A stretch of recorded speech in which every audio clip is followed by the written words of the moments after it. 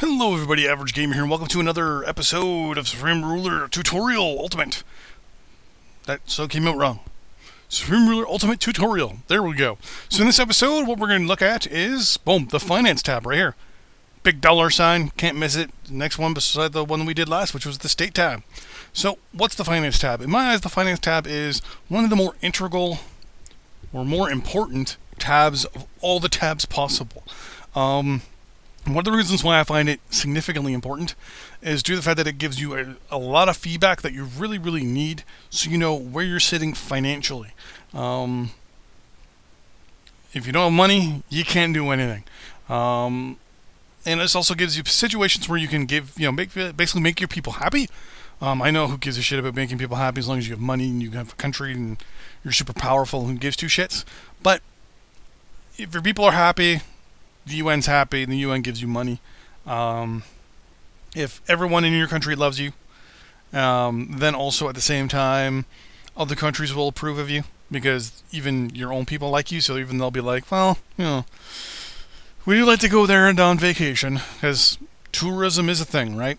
So, what is the Finance tab? Well, a couple things here. It shows you obviously how much money you're making and things like that. But what we're going to do is we're going to go into each little button here, every little thing, separately, and go over it all. So first thing here is the little capital icon picture. You can actually hover over it and get some very important information. The first one is your GDP, or your gross domestic product. This is the ability of your country to buy things and make things. When it comes to GDP, basically the more you're building stuff, so infrastructure, facilities, military units, commercial goods, industrial goods, military goods, your GDP goes up. Also with the amount that you buy things as well. So you buy a lot of goods from around the world, your GDP goes up. But also with the spending of money comes the next one, which is inflation. So you're going to combat this information a little bit. Sometimes your GDP will go up massively, but so will your inflation. There's other ways to combat that, and we'll get into it. So the first thing is GDP. Right now we're sitting at $89. So it's really low. It's not the greatest, but we'll get into what the GDP specifically is and things like that. But just want to give you some information here first. Overall tax rate. That's what our tax rate's currently sitting at, 47.4%. And that doesn't mean everyone's getting taxed 47.4%. That just means our overall tax rate is 47.4%. So out of 100% of taxing everyone, we're sitting at 47.4%. So that could be, we're taxing, say 20% of that remaining amount is commercial tax, because we only have commercial tax, say at 10%. That's we can still tax out that remaining commercial, small business, pensioners, you name it. We can tax them to death. Next one is inflation. This basically is the worth of your money. Now, the way the game does it is it doesn't increase the amount of money you make by the higher the inflation. In this case, it causes things to basically cost more. Because in the end, the money you're dealing with is the cost of money in general across the entire world. So it isn't China's dollar is cost differently than the Russian dollar versus the American dollar, Canadian dollar, Turkish dollar, Egyptian dollar, Indian dollar. What it is, every dollar is equal around the entire world. And your country's basically production values and things like that are caused by your inflation. So, for example, if inflation goes up, it costs us more money to build military units. If our inflation goes up, our production costs go up. Mainly, that's one of the big things. So, for example, if it costs $1 million to build a hydro plant, but our inflation is at like 30%, it's going to be like 1.4 million, 1.5 million. 500 grand is quite a lot of fucking money. So it kind of offsets it, right? That's the way the game does it. So it looks at your basically your inflation and goes, okay, so inflation is A, therefore the cost of facility A is bang amount. There you go. Next one is unemployment. So here you're probably thinking to yourself, well, the lower the unemployment, the more people are going to be happy, right? Yes and no. What's going to happen is with unemployment, the lower unemployment is, the happier people are because they're working. But the lower unemployment is, the higher it costs to produce things. The reason for that is simple. You and I both want a job. Well, there's 13 other people applying for the same job. The business is going to look at us and go, okay, well, minimum wage is $12 an hour. I'm only going to pay one of you that $12 an hour. That's it. That's all I want. So they decide out of the 26 people. Okay, I'm taking that one person. They're getting paid $12 an hour. Minimum cost. Now there's 4 people applying for the same job, or hell, even 2 people applying for the same job. The business looks at it and goes, okay, well now we don't. They turn to person A and go, well, we're going to pay you minimum wage. They look at you and go, no, because I'm going to go apply for the other job that's over there. Because now it's the other way around. It's the jobs are looking for the people, not the people looking for jobs. So what happens basically is people end up getting paid more because there's less jobs. Or there's more jobs than people, basically. So it's kind of an offset, right? If there's more people than jobs I usually go by above 6%, above 10%. Above 5% is good in my eyes. Because that way production value is low. Anything below 5% does cause problems, and you'll see in my Let's Play series, we got a couple problems with inflation and unemployment right now. Unemployment's way too low and inflation's way too high. One of the things that you can offset your unemployment is population. You can get people to move into your country, people will fucking like you. Right now we're sitting at 547,182,784, which is pretty good. So now, that comes into more play later on when it comes to obviously mostly military reserves and things like that. So we'll get into that a little later. But now the next 2 pieces of information in my eyes are vitally important. The first one is world GDP average. It's 414. We're sitting at 89, so we are way below the average. Given enough time, we'll be above the average, but it'll take a while. And overall GDP ranking, we're 196th. Out of, I think it's 210 right now. Later on, there'll be 300 some odd countries. So, because pretty much all of Asia right now is a puppet. I don't think there's any. There's 1, 2, 3, 4 independent countries in Africa. That's it. Everyone else is a puppet. So, same with all the islands down here. Still all puppets. So later on, GDP will obviously swap out. So now we're going to get into these 4 little options here. The first one is your domestic approval rating. Right now we're sitting at 30.9%. So a couple of things that can affect domestic approval rating. One is being overthrown. If your domestic approval rating is really low, you can end up with possibly being overthrown. If it's 0% for a long period of time, you can end up with insurgents and things like that, which is not good at all. Another thing with domestic approval rating, if it is really high, people will start moving to your country. That's a big deal. That means your population goes up, unemployment goes up, or down depending on what's going on, and taxes. You make more in taxes, so that's pretty good. Next one is social rating. So same deal almost with domestic approval. The higher your social rating, the better people look at you. So this means your health, your infrastructure, your law enforcement, your social security, all that stuff. Everyone looks at you and goes, well, I want to live there because they have health. They have amazing healthcare. They have amazing roads and systems. They've got an amazing social network sitting back that if I were to lose my job, I have my ass covered. All sorts of stuff like that. So it's very important that your social rating is high. And the next one is your overall tax rating, which I mentioned earlier. So this is your overall generic tax rating. So right now we're taxing 47.4% of the 100% that we could tax. And next thing is something that it's important sometimes in the short term, not so much the long term, but in the short term, this is basically the little bank here. This is your loan. This is where you can take money from, right? So right now we have no debt, bond debt 0. But credit rating 82.2%. So that is your overall rating for basically paying things back. Average interest rate right now we're sitting at 0 because we have no debt. But new debt interest rate. So if we were to take out a loan, it would cost us 3.8%.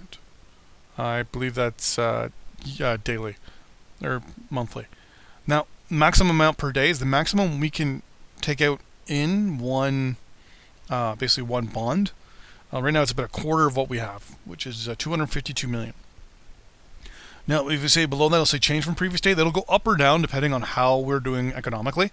If all of a sudden our government takes a shit and we're losing tons of money, we can't afford anything, and we're taking out loans left, right, and center just to keep ourselves afloat, you'll notice the change from previous day will go up or will go down depending on how we're doing.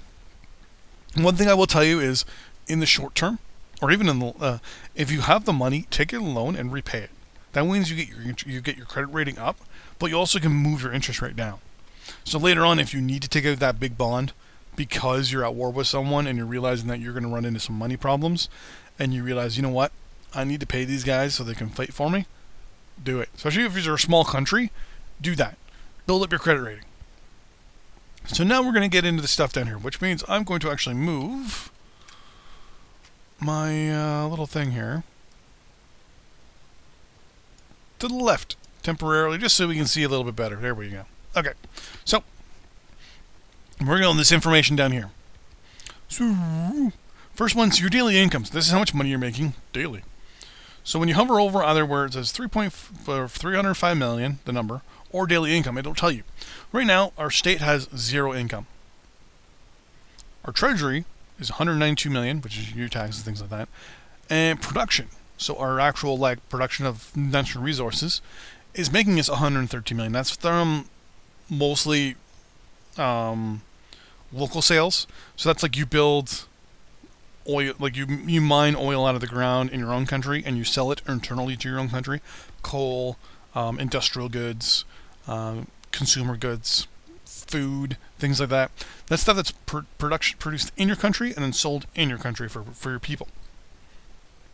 Next one is below here. It's our daily expenses. So right now our state's costing us 1 million. Our treasury is costing us 8 million. Our production is costing us 61 million. Our research is less than 1 million, and our defense is less than 1 million. A couple things you want to do first. When it comes to daily income, you want to look to see how much your production is. So right now our production, we're producing $113 million worth of material. Our expenses, it's costing us $61 million to produce. So that's good right there. So green, obviously here, means we're making money. It's going up. It's good. Red obviously means it's going down.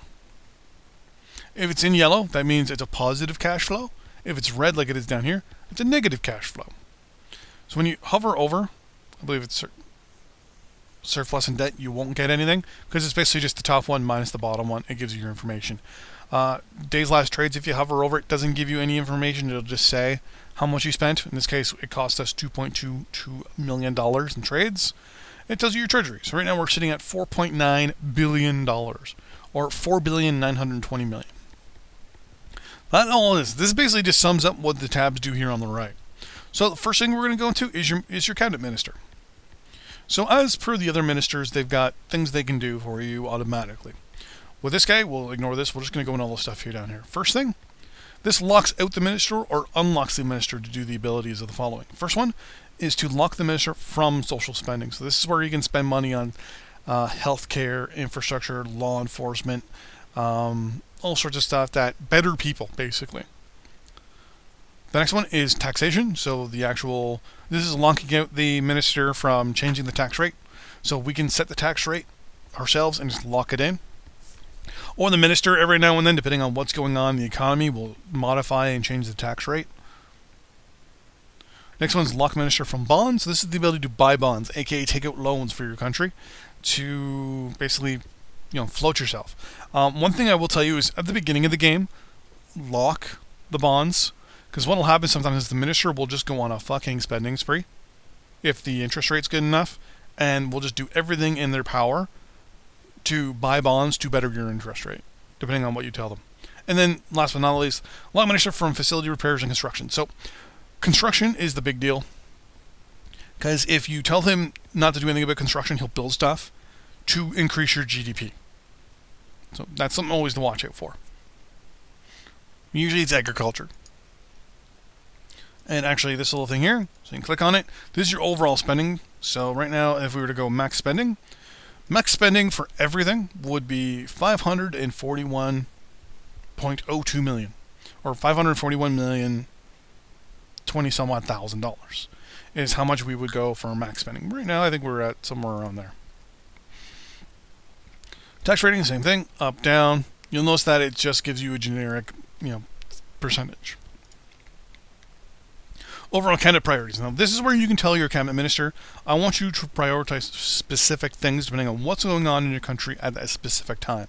So first thing you do is tell them to balance the budget. So you can hover over here. It'll give you a brief overview. So it says reduce total government spending, increases taxes, but also in the end, the whole thing is to make this number here, your surplus or deficit, as close to zero as possible. Combat unemployment. So this is where basically it increases production and builds new facilities. The higher your production, the more facilities you have, the more people you need. Corporate tax relief.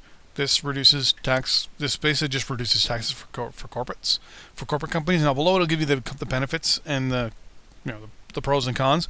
The benefit would encourage growth in large corporate sectors. The concern: tax break for large corporations can often cause domestic approval to go down. Culture. To increase cultural spending. Well, the benefits: it increases your cultural identity and your region loyalty. Concerns: you focus too much on it, it can hurt other problems. It can hurt other spending. Decrease social spending. That's where you obviously it increases your treasury, but you're cutting your domestic approval ratings. That's like that's basically telling your the AI, hey, do me a favor, keep the tax rate where it is. Or you can keep the spending where it is, but I don't want you to spend as much in social services anymore. I don't want you to spend much on health, law enforcement, things like that. Things that make people better, no. So just throw it into like law enforcement and infrastructure and things like that. Decrease spending in general. Domestic approval. Obviously, once you do improve your domestic ratings. Education, environment, family subsidies, health care, improve credit rating, improve GDP. So here, basically, it gives the information. To get your GDP go up, you have to increase production and defense spending and lower your taxes, right? Problem is, if you increase production and build more stuff, you're spending money that causes inflation. So you kind of have to worry too much. So you can see right here, benefits. Higher GDP should improve domestic approval rating. Concerns: may lead to significant inflation. That's the problem we ran into in our Let's Play. The whole thing was GDP. Let's get that GDP up there. Inflation is now causing a problem. But you can also do infrastructure control, inflation control, increase treasury, increase revenues. So you can pretty much tweak little things here and there, which I love, right? You can modify things here and there to make things a little bit better. So that is the Minister tab or the Cabinet tab. Next one is Income Report. So the same as hovering over daily income over here, you can actually come to this little green icon here, the Income Report, and it will tell you where you're making money. So right now we're making no money from the state, which makes sense. Treasury itself is making 232 million. Production's 113 million. We're making no money from research and no money from defense, which makes sense. Most of the time when you make money from research, defense, or state, it's usually because you sold something big, like military equipment, things like that. Next one is expenditure. So this is where you're spending money. So it'll tell you also the total amount down here. See? So state, it's costing us $1 million. Treasury is costing us 1.24 million. Production is costing us 61 million. The research is costing us less than $1 million. It's costing us 849,000 to be specific. And then defense is costing us less than $1 million, literally less than $1 million. It won't even give us an actual number. So to kind of make things hard. Now, previous days trades. Now, there is no option in the game that shows you who you're trading with. If you have tons of trade relations going on for 90 days plus, right? You got multiple trades relations with multiple countries. You're trading away all sorts of shit, but you don't know what you're trading. Best thing you can do at this point is look to see in the last day's trades what you're trading away. And that might give you an idea as to who you may have made an arrangement with. It just shows you what trades you did. So you can hover over it, like for example, coal here. Coal we made 890 grand, but we traded away 158,000 tons. 158,934 tons. That made us 890 grand. Agriculture we brought in 700,000. It's 274 tons of agriculture. Basically, it's food. And it costs us 111 grand. So we kind of offset between here and here. Next one is industrial goods. This is where industrial goods are basically what you need to build all your facilities. On top of that, you need industrial goods to build consumer goods and military goods. So we traded in 79,064 tons of that, and it cost us 22,504. Military goods, we got 2 tons, cost us 7,000.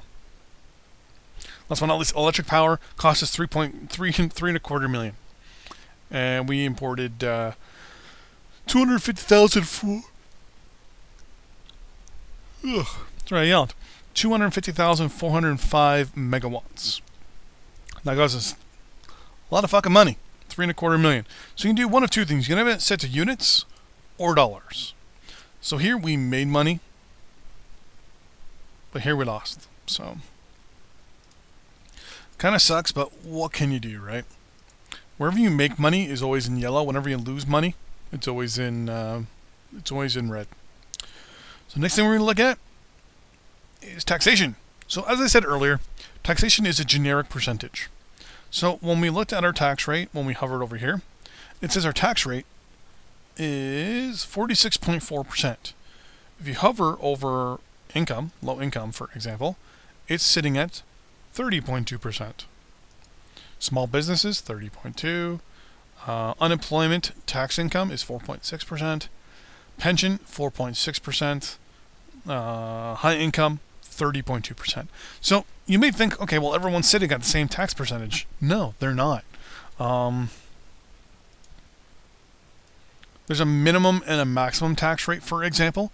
Like you can't, you can only tax up to a certain percentage of people. So for example, if you max out 100% taxing, that means you're taxing everyone to 100%. If you go back down to whatever it was we were sitting at, which was what, 32? 36. Well, we're at 36 right now. Because I changed it without even thinking about it. So what'll happen is you can only tax certain people up to a certain amount. You can never tax anyone 100%, which is kind of funny when you think about it. Pension 9.9, property tax 8%, income tax or unemployment tax at 9.9%, sales tax 50%, small business 65%, corporate 65%, high income 65%, and then last but not least low income 63. So one of the good things about this game is you can't tax the shit out of everyone like you can in some games where you can tax everyone 100%. Is if people in the end are making tons of money, if you're taxing them at like 80% and they're making shit tons more money than they need to, they're not going to be too pissed off about it if your GDP is really good. So if your GDP is really, really high, you can tax people a lot higher, which kind of, which works out. So let's go to the next tab, shall we? Social spending. So this is where obviously you're spending the money that you're making, right? Same thing with taxes. You can do a general slide bar up here, or you can pick out each one separately and fund them. Now you'll notice there's no percentage rating here, or the percentage here where it says, healthcare, investment or spending, healthcare spending 100%. It will tell you what the actual quality rating of it is. So right now, our actual healthcare rating, if you take everyone in the world on a scale of 0 to 100%, 100% quality rating in healthcare means you literally have like the best healthcare in the world. No one dies from sickness. It's impossible for people to get sick and things like that. That's 100%. This rating will slowly tick up or tick down depending on how much money you spend on overall social spending. Education, same thing. Infrastructure, which is very important. For supplies, we're going to hit this little button here real quick just to bring it up. So you'll notice countries have like this weird little tinge to them if you hit S and you have nothing else turned on. We have this little purple, like this little purple tinge to us around here. That's our supply. So that's where our businesses, our corporate, or not our corporate, like our actual like facilities are being supplied to the point where they can actually send the stuff they make to the market. Vice versa, the market stuff can get to them as well for stuff they need, like people, things like that. Also, military units. So if we need a military unit to attack in one of these areas that is low supply, they're going to have problems. They're not going to have any food, fuel, or ammunition to fight, right? So that's one thing I always do, is increase my infrastructure spending early in the game, just to get things going, build some supply depots, things like that, to get things boosted. Next one is your environment. Better the environment, the higher your domestic approval rating. Other than that, no real big effect. Family subsidies. Well, if you're giving money to families, people are going to have bigger families. Bigger families mean more babies. More babies mean more people. More people long term mean more taxes. Law enforcement, well, that fights corruption and creates obviously more civil order. Cultural subsidies, this creates the blank effect. So for us, it'd be the China effect. For any other country, it'd be that country's name effect, and the way I call it. That basically makes people come to your country. That makes people be like, oh, I really want to go to China and see, the blank. Your tourism. Last but not least, social assistance. So this is like your unemployment. People that are, mentally ill, unemployment, things like that. Basically, this is their safety net, a social net. And then overall, as I said, at the very beginning, before you click any of these, it tells you overall how much you're spending on it. And infrastructure. So this tells you right here how much roads you have, how much rail you have, and how much it costs. This also gives you the ability to build roads and build rail if you want to. So you'll click, build a road from there to there, there to there, there to there. Some countries like China here have some really wonky road systems that aren't finished for some reason. But you can work them up a little bit and get things going. To give the odd there we go, like the odd town here that was not included in any sort of fashion. But yeah, so build roads, build whatever. And it'll tell you how many days and how many kilometers you're building. I believe one block is 16 kilometers or something like that. I can't remember. But yeah, so there you go. That is the Finance tab. In the next episode, we're going to look at the Resource tab. One of the more, in my eyes, if not the important tab when it comes to running the country and doing things. But till next time, see you guys in the next episode. Bye-bye.